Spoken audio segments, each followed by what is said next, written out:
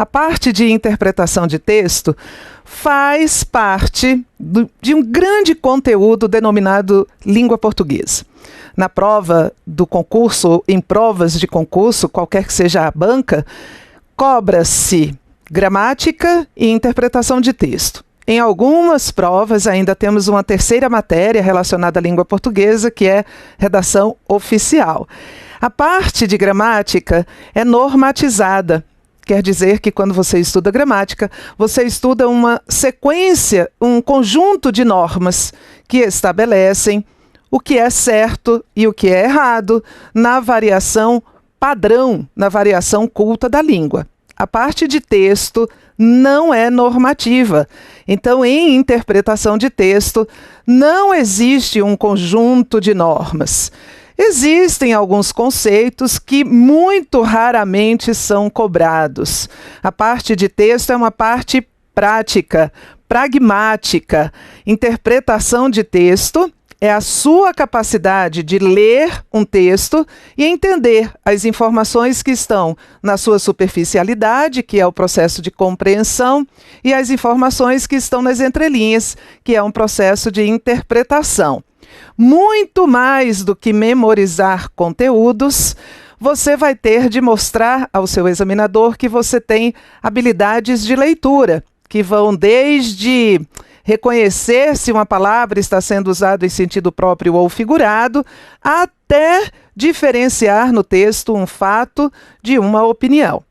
Então, nós estamos começando agora o nosso curso de interpretação de texto, e eu vou acompanhar você nessa trajetória de aquisição de habilidades para ser um leitor competente e uma leitora competente.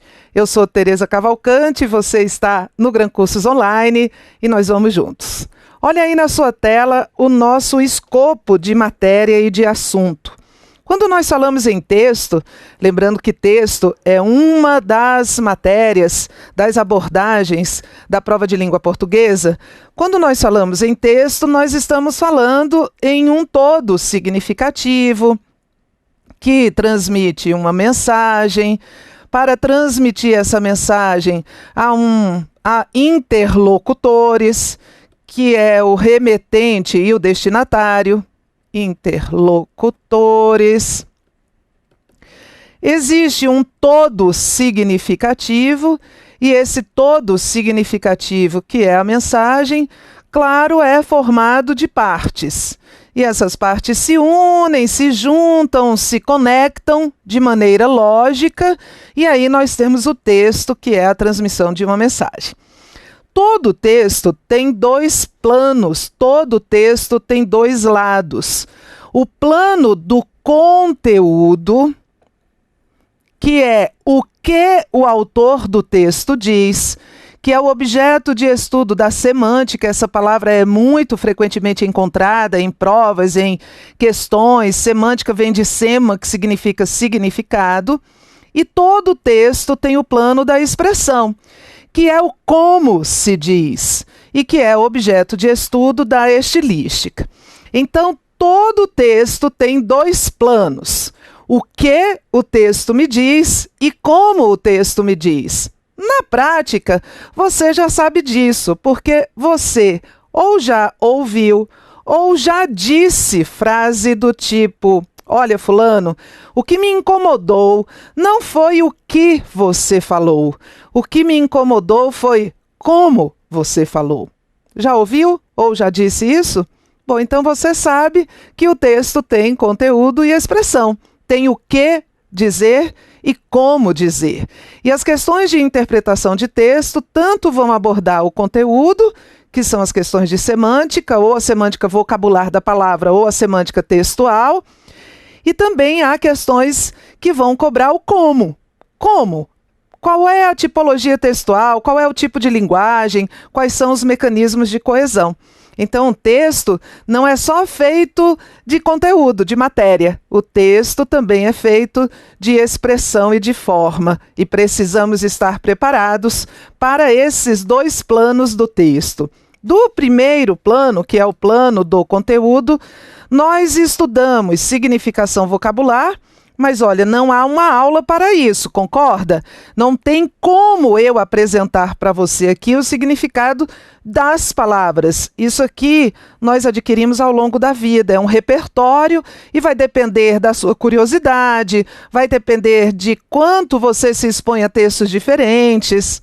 E aqui também, do plano do conteúdo, estudamos a significação textual. A compreensão, que é o entendimento das informações explícitas, aquelas que estão claramente apresentadas no texto, e a interpretação, que é o entendimento das informações implícitas.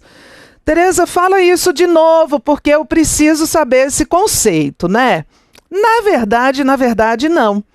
As bancas não vão explorar os aspectos conceituais e teóricos da semântica do texto. As bancas vão explorar os aspectos práticos. Então, não há muita vantagem competitiva para um candidato que sabe a diferença conceitual entre compreender e interpretar. Você compreende um texto quando você identifica as informações que estão claramente apresentadas. Isso vai depender do seu domínio de vocabulário e do seu conhecimento de estruturas linguísticas. E você interpreta o texto quando você vai além. E, além de compreender, você entende as entrelinhas, aquilo que ficou insinuado. Mas eu repito, esses conceitos não trazem nenhuma vantagem competitiva, porque esses conceitos nunca são cobrados. O que o examinador faz é elaborar questões que cobram diferentes habilidades para investigar se você sabe compreender e se você sabe interpretar, fazer inferências. Temos uma aula mais para o fim do curso de inferências, de saber reconhecer pressupostos e subentendidos em um texto. Mas essa primeira parte aqui, que é o plano do conteúdo, ela é uma parte de habilidades de leitura, não há realmente conceitos. O que há aqui são habilidades de leitura. Você é um leitor competente, então você precisa ter certas habilidades. E o examinador quer investigar isso.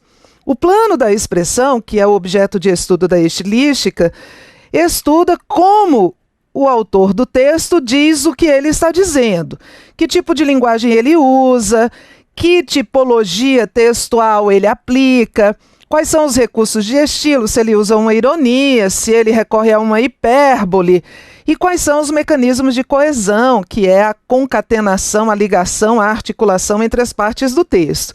Esta parte aqui é mais conceitual, né? Então precisamos entender o conceito de tipologia, quais são as tipologias, quais são as suas características. Mas esse conceito aqui é prático. Então, primeira coisa, interpretação de texto, uma parte dessa matéria é imaterial. Não tenho guardado na minha memória. Você vai fazer uma questão de direito administrativo e nessa questão ele cobra, por exemplo, qual é o prazo prescricional para uma ação de improbidade administrativa e ele diz que são 3 anos contados do conhecimento do fato. O que você faz? Você tem uma memória, né? Então você acessa o seu HD cerebral, acessa a pasta Direito Administrativo, o arquivo processo administrativo, e você vai lá e vê que são 5 anos, não são 3. E aí você confronta, compara aquela informação que já está lá na sua memória previamente com o que o item está afirmando, compara, vê que não dá um alinhamento e marca errado no item. É isso. Então, para a maioria das matérias, você precisa de memória e você precisa ter uma capacidade de armazenamento ilimitada para você guardar todas essas informações, e a prova é um confronto. Então eu vou à minha memória, confronto com o que está escrito e marco certo ou errado. Interpretação de texto não é assim. Interpretação de texto é, segundo o texto, o autor, segundo o texto, infere-se do texto que, e não adianta você fazer esse percurso de buscar isso na sua memória, porque isso não está na sua memória, isso está no texto. Você já percebeu que as questões de interpretação de texto são as únicas da prova que nós respondemos com consulta, porque o texto está lá. E nós ainda erramos, não é verdade? Então não pode ser uma matéria assim tão fácil como muita gente diz. E o fato de ela não ser tão fácil como muita gente acha é porque ela é uma matéria imaterial. Não adianta você ter conceitos, não adianta você ter uma memória exemplar, não adianta você saber a diferença conceitual entre compreender e interpretar. Você tem de mostrar aquilo na prática. Então veja como ela é diferente.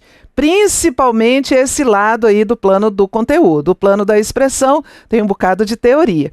E aí há um tipo de questão, não é um conteúdo, mas é um tipo de questão, que é uma forma de cobrar um conteúdo, que termina abarcando todas essas possibilidades, que são, olha aí na sua tela, as questões de reescritura, reescrita e paráfrase.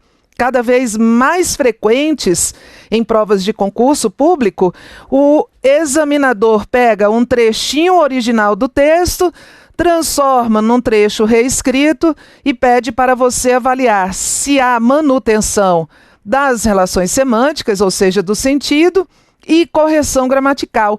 E aí ele termina tendo uma possibilidade de, em uma única questão, cobrar muitos conteúdos e muitas habilidades. Então, isso aqui é a nossa ementa. Este é o nosso conteúdo que vamos estudar ao longo do nosso curso, mas sempre muito, muito voltado para a prática, tá? Voltado para a leitura. Nós vamos começar falando de texto e linguagem. Todo texto é um instrumento de comunicação, todo texto transmite uma mensagem, e para que um autor, uma pessoa, transmita uma mensagem por meio de um texto, ela precisa fazer uso da linguagem. A linguagem é um código de comunicação, é um código de comunicação dotado de significado. A rigor, a linguagem pode ser verbal ou não verbal.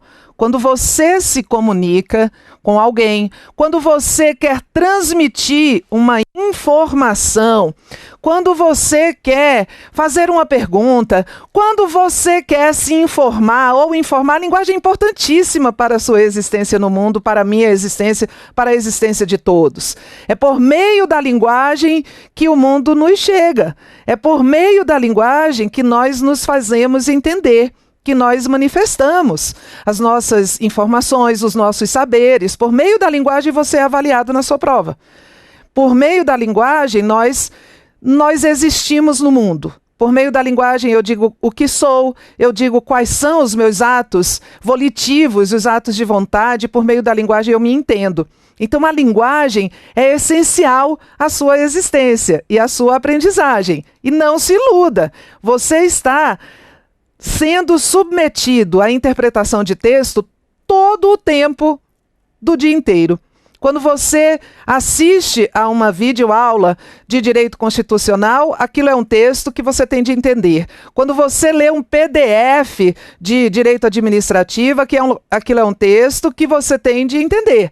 Quando você escuta uma música no rádio ou lá na sua playlist, aquilo é um texto que você também vai ter de entender. Quando alguém lhe manda um WhatsApp, aquilo também é um texto.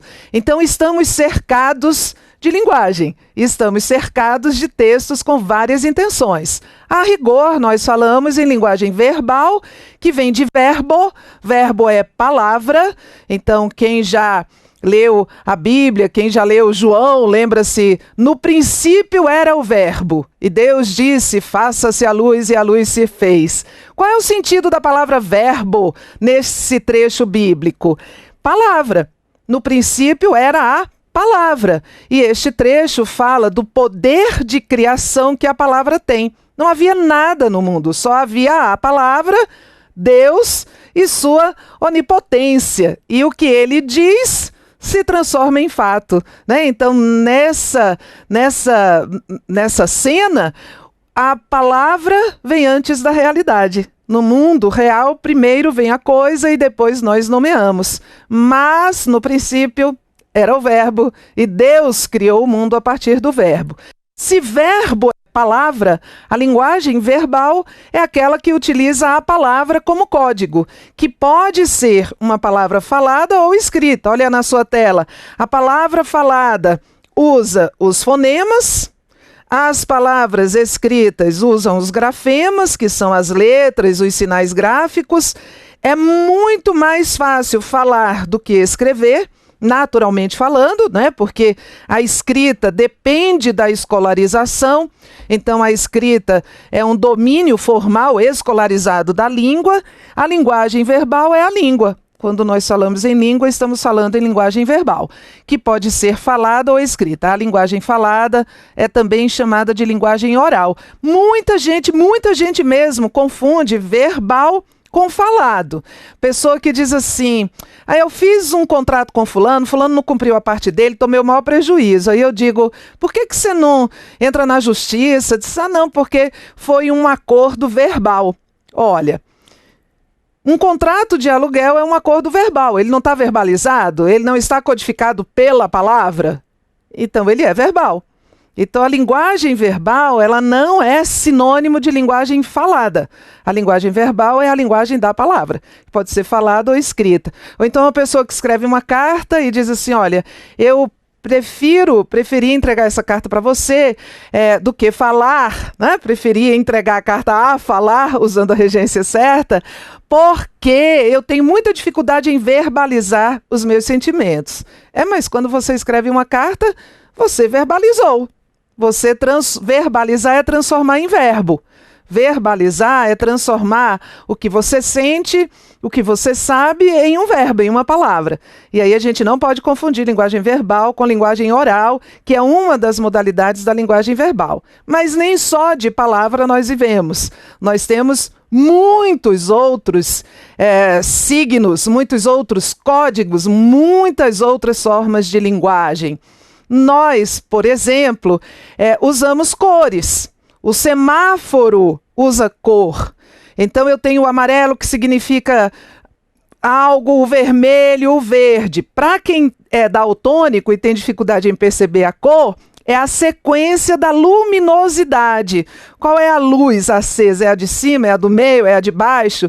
É isso que vai dizer o que o motorista deve fazer, o que o pedestre deve fazer.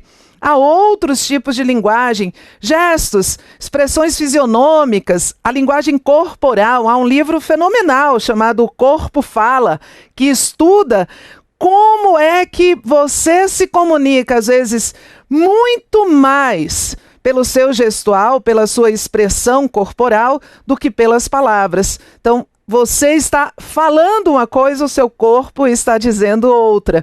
Nós temos linguagem matemática, algumas pessoas têm dificuldade, linguagem musical, eu pelo menos não entendo nada. Se me der uma partitura com notas musicais, eu não sei se ali tem uma música baiana, aê, aê, ou então a Nona Sinfonia de Beethoven. Não sei. Acho que a música baiana vai ter umas notinhas mais repetidas e vai ser mais curta, mas eu não sei olhar uma partitura e, a partir dali, entender que ritmo é aquele. Não sei, eu entendo zero. A minha capacidade de interpretar a linguagem musical é zero. Muito menor do minha capacidade de entender matemática. Matemática ainda é um código que eu domino. Existem desenhos.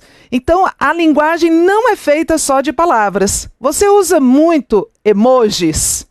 Quando você manda um WhatsApp, você usa muito expressões, imagens. Olha, trouxe aqui, não sei se você sabe, mas existe um dicionário mundialmente famoso que é o dicionário de Oxford.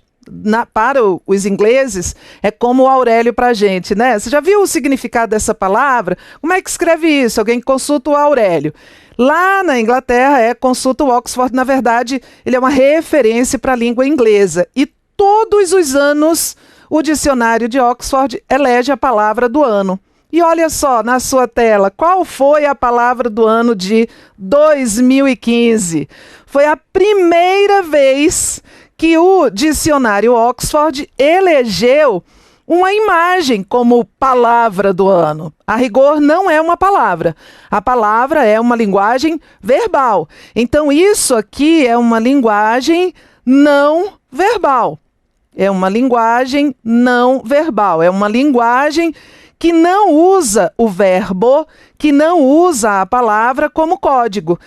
E foi a primeira e única vez em que isso aconteceu. Uma instituição muito conservadora, que é a Universidade de Oxford, uma instituição que é uma referência, e em 2015, a palavra do ano, todo ano ela é eleita, foi esse emoji, né? É uma imagem pictográfica, porque recorre, né, a um desenho, que simboliza uma palavra ou uma frase. Então, é um rosto com lágrimas de alegria. A pessoa chorando de alegria. Então, isso aqui é um emoji. Eu, Tereza, vou lhe dizer que eu tenho muita dificuldade, já tive mais, né? Porque a linguagem vai se adaptando. Vou chamar a imagem para mim agora. A linguagem vai se adaptando e a gente tem de caminhar conforme ela, né? Antes dos emojis, muitas pessoas usavam os recursos gráficos de que dispunham, como parênteses, chaves, colchetes, sinais de pontuação, para criar essas imagens que sugeriam, lembram dessa época? Que sugeriam alguma informação. E eu tive de me adaptar a essas imagens. Eu tive uma época que eu estava deprimida, porque eu olhava o WhatsApp e eu dizia assim: caramba, eu sou uma pessoa muito pobre emocionalmente. O WhatsApp tem mais repertório emocional do que eu, porque eu olhava aquelas carinhas e não entendia muito bem o que elas queriam dizer. E depois descobri que não era só eu não, muita gente também não entende. Então eu tenho um colega, professor de português, não vou dizer o nome, mas eu tenho um colega, professor de português, que achava que aquela carinha com a linguinha do lado, sabe, significava alguém cantando ele. Entendeu? Alguém dizendo que ele era sexy, assim. Vou nem fazer a carinha aqui, porque vai ficar ridículo. Mas ele não achava que era comida, que era alimento, ou com fome. Gente, quanta interpretação equivocada deve ter existido, não é? Aí até que eu, fuçando a internet, descobri que há sites que são dicionários de emojis. E aí eu trouxe aqui uns exemplos para vocês entenderem. Olha só, o site que eu descobri. Não precisa saber, eu trouxe isso aqui, gente, só para ilustrar a vocês que isso aqui transmite uma mensagem. Se transmite uma mensagem, é uma linguagem. É uma linguagem. E você faz uma pergunta, essa aqui, ó, essa carinha aqui, que o meu amigo achava que era alguém dizendo que ele era sexy. E aí, isso é uma linguagem. E se você tem dificuldade em entender,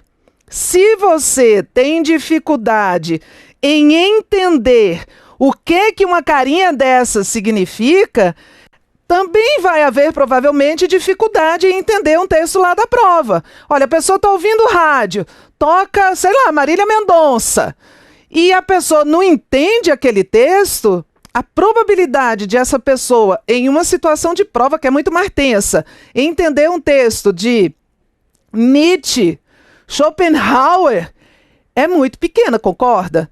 Então, olha, interpretação de texto não é uma matéria para o dia da prova, não. Interpretação de texto é uma matéria que perpassa a sua vida.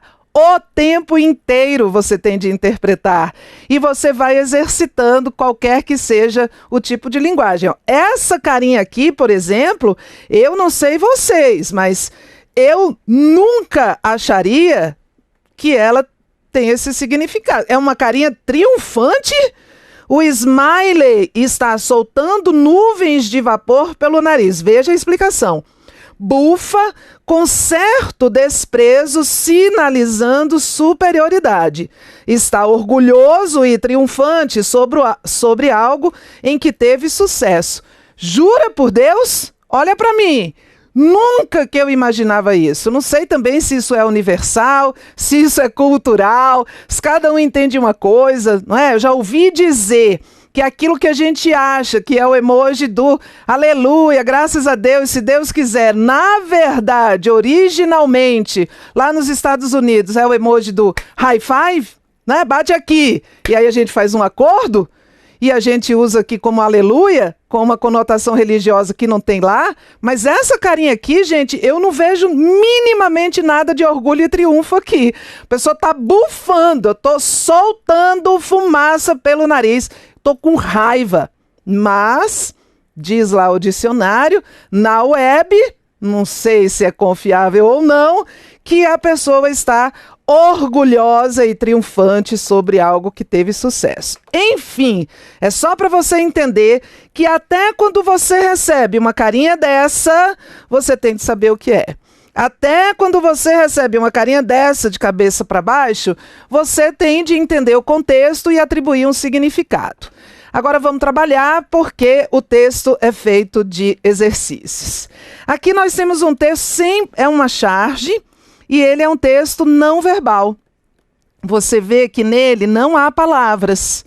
Nele não há palavras, só há imagem. Então a gente tem aqui uma torneira em primeiríssimo plano, aqui uma terra seca, árida, ó, não há nenhuma vegetação aqui. E além disso, está tudo craquelado, sabe esse solo craquelado assim, que vai tão seco que ele vai formando isso? E aqui uma torneira. Parece um olho, não parece?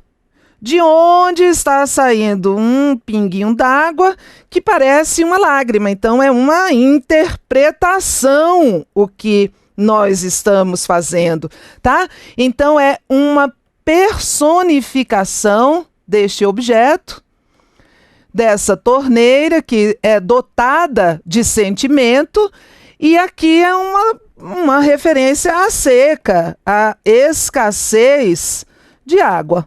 Escassez de água, né? Que é uma realidade no planeta, aqui no Brasil. Não sei na sua região, mas aqui em Brasília vivemos uma seca terrível em determinado período do ano e com frequência a política do governo é fazer racionamento. Então vamos revezar. Enfim, é um problema global, né? O problema da água. E aí ele pede, ó, sobre a charge, assinale a opção que indica a leitura inadequada. E tem A. A imagem do chão seco intensifica a seca, certinho, ó, usando o emoji, estou feliz. Isso está certo. O único pingo d'água indica falta d'água, sim. Então, se houvesse muita água, estaria jorrando aqui.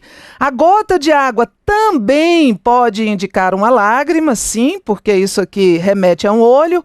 A ausência de água na torneira é uma crítica às autoridades. Não há nenhuma referência aqui, nem explícita, nem implícita, às autoridades, quaisquer que elas sejam, institucionais, não há isso. Não posso deduzir. E a cor clara do céu, porque a gente tem um escuro aqui e o claro aqui, mostra a presença do sol intenso, certo? Que faz parte, né, da nossa memória. Então, a alternativa D, que é uma extrapolação, não há elementos suficientes para sustentá-la. Questão 2, aqui está escrito, ó, redução da maioridade penal. Então, isso aqui é verbal, tá? Isso aqui é verbal, é palavra. Então, esse texto, ao contrário do anterior, ele é verbal e não verbal. Ele é um texto verbovisual. Ele tem palavra e ele também tem imagem. Ele é um texto verbovisual. Redução da maioridade penal. Aí aqui você tem um menino brincando com uma bola, colorido, é diferente, né? O uso de cor e o uso do preto e branco. E aqui você tem o mesmo menino, já não está mais olhando para a bola, já está preso aqui, né? Acorrentado aqui como uma referência à prisão. Você deduz daqui que esta pessoa que fez essa charge é contra ou a favor da redução da idade penal? Contra, não é? contra, porque, olha, sem prisão eu tenho um colorido, eu tenho liberdade. Com prisão eu tenho uma sensação estática de que a vida parou. O preto e branco já transmite uma mensagem aí. Então, há uma opinião aqui por meio dessas imagens. A charge do caricaturista Samuca, publicada no Diário de Pernambuco em 1º de abril de 2015, expõe um dos pontos de vista sobre a redução da maioridade penal, que pode ser expresso, o ponto de vista, tá? Ponto de vista pode ser expresso. Então, nós estamos atrás. Isso aqui é um texto e você tem de interpretar, que é o enunciado. Você está atrás de uma alternativa que expresse o ponto de vista do autor da charge sobre a redução da idade penal. A infância abandonada pelos pais, que passam todo dia fora de casa, acaba por cometer delitos que a levam para a cadeia. Isso eu não posso deduzir do texto e isso não é ponto de vista sobre a redução da maioridade penal. O fato de muitas crianças trocarem a sala de aula pelo campo de futebol pode ser o início de uma vida na ilegalidade.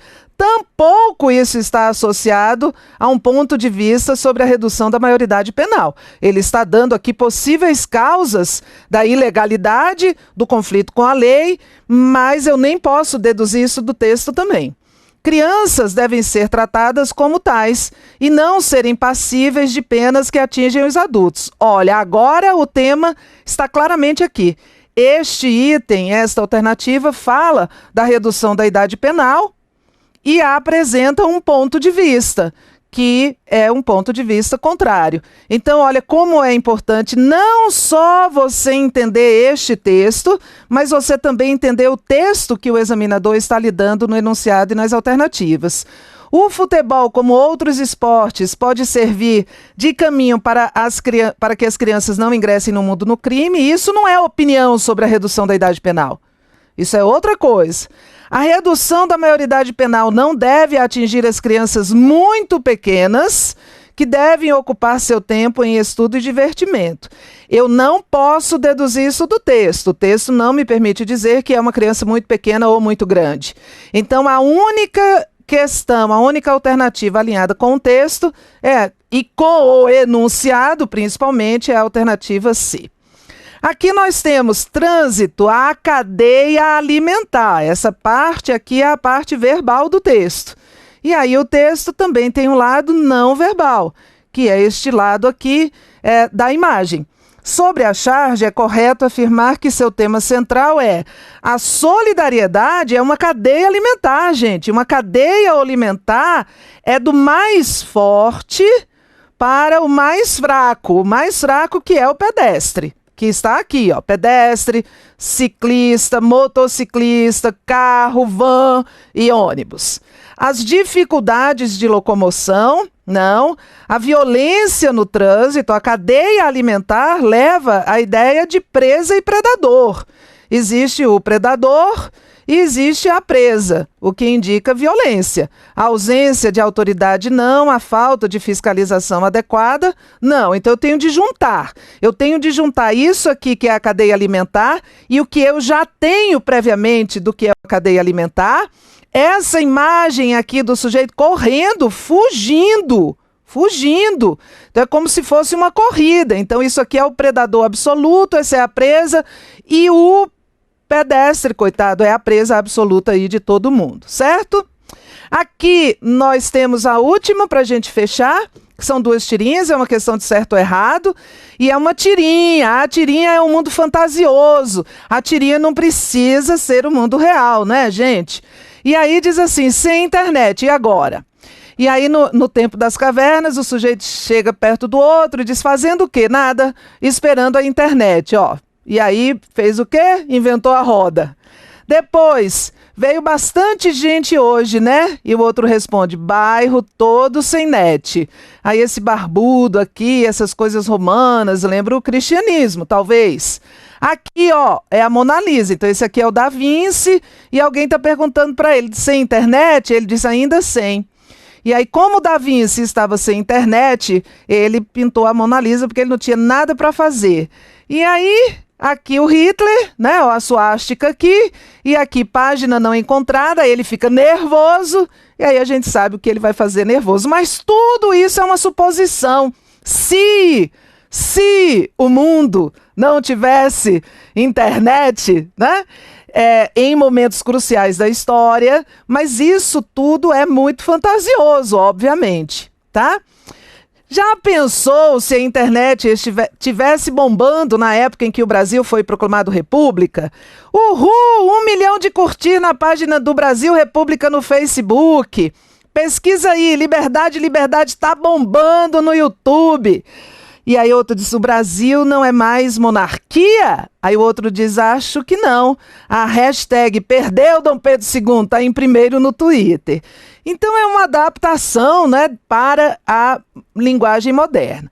O conteúdo das duas tirinhas expõe o lado negativo da internet, que é a limitação da vida das pessoas ao mundo virtual. Não, né? Isso aqui não. Isso aqui é só imagine se um fato histórico fosse narrado por hoje. E aqui tem muita coisa negativa, mas também tem coisa positiva. No título da tirinha 2, que é isso aqui, a expressão tivesse bombando é característica da linguagem informal, típica do gênero textual tirinha, certo? Essa linguagem informal que a gente usa no cotidiano, e a tirinha tem essa informalidade. O humor da tirinha 1 reside no fato de que acontecimentos marcantes da história da humanidade não teriam ocorrido se tudo é uma suposição, gente. Tem que colocar a mente para fantasiar também. Se não fossem os problemas de conexão com a internet. Certo? Mas, Tereza, naquela época não tinha internet. Entre no mundo fantasioso. Se não, é como você assistir Harry Potter e achar um absurdo ter um dispositivo lá que faz o tempo voltar, ou uma capa de invisibilidade. A gente tem que entender no jogo de fantasia, se não houvesse a internet, né? Muitos fatos marcantes, se não fossem os problemas de conexão, não teriam acontecido. O homem nem tinha inventado a roda. Nesse universo fantasioso, o mundo inventou a roda porque estava esperando a internet voltar. É isso. Então, às vezes, a gente também é muito fechado. Muita gente errou esse item, diz assim, gente, mas não tinha internet na época do nazismo, não tinha internet na época do Leonardo da Vinci. Mas é tudo uma grande fantasia. Então, isso são códigos, e às vezes os códigos são pequenos. Escrever em caixa alta, por exemplo. Escrever em caixa alta dá uma conotação de agressividade, violência. Você sabe que o Manual de Redação Oficial da Presidência da República diz que não se deve escrever texto em caixa alta nos e-mails, porque isso conota violência, agressividade? Olha, protocolos do mundo moderno. É isso, gente. Isso é tipo de linguagem, isso é texto, eles nos circundam, os que estão no nosso dia a dia, propaganda, WhatsApp, o que estão na prova, os enunciados das questões, as respostas das questões, tudo é texto. Sem eles, nós não vivemos. Bons estudos.